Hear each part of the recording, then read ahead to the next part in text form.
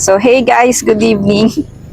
So, andito tayo ngayon sa Lucban, Quezon, and time check, it's already 9 p.m. na in the evening. So, biglaan lang po nagkayayaan na mamasyal kami dito sa Lucban. And since matagal-tagal na rin talaga na hindi ako nakapunta dito, I think more than 10 years na.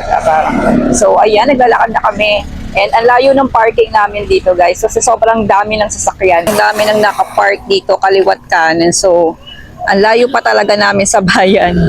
Dito na kami guys sa Pahiyas Festival sa Lucban, Quezon.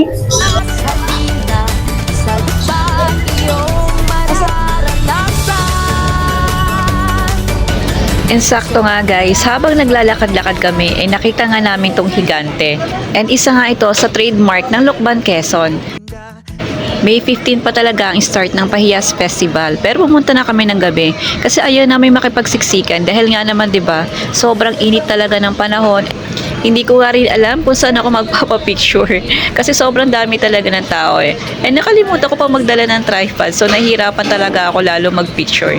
And eto na nga guys, ang dami pa talagang mga ginagawa dito, and yung iba hindi pa talaga tapos, pero yung iba naman tapos na, kaya pwede ka na magpicture. After namin nga maglakad, pumunta na rin kami dito sa Tiangge. And ito na nga guys, hindi ko rin alam kung saan kami pupunta. Basta lakad lang kami ng lakad dito guys. And finally, nakita na rin namin yung Tiangge. So nandito guys, yung mga tinda-tinda nila. Meron dito mga pagkain. So marami din naman choices dito na pagpipilian na pagkain. Pero compared pa rin talaga sa Lucena, so mas marami pa talaga yung choices dito. Pero dito, okay lang naman. Saktuhan lang.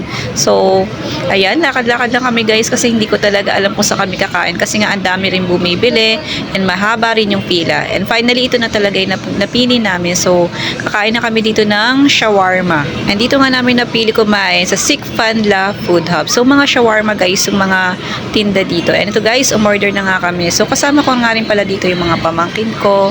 And of course, yung kapatid ko. So, ako naman medyo busog pa ako and kumain na rin ako sa bahay. So, shawarma lang talaga in order ko. So, hindi na ako nag-rice.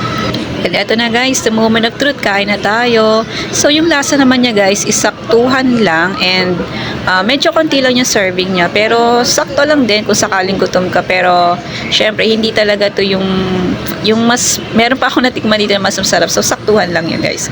And eto guys, nagpatuloy na ulit kami sa pamamasyal namin. Sobrang dami pa talaga pero hindi na namin natapos. And hindi ko na nga pala nakita guys, umuwi na nga pala kami. By the way, nag-drop by muna kami sa sa Calle Budin, sa Tayabas, Quezon, and bibili kami ng budin. So, pasalubong din guys. So, ayan, lakad-lakad muna ako. Medyo nahihiya nga ako kasi pinagtatawanan ako ng mga tao sa labas. And of course, isa to mga sa dinadayong lugar dito sa Tayabas, ang longganisa at saka budin. So, ayan, bili muna tayo guys. Ayan guys, bumibili kami dito ng longganisa at saka budin. So, ayan guys, nakabili na kami. And time check is already 11. Malapit nang mag 12 o'clock and ayan, inaantok na ako. Punta pa sana kami ng Tayabas dun sa kaso. Ayan, antok na kami.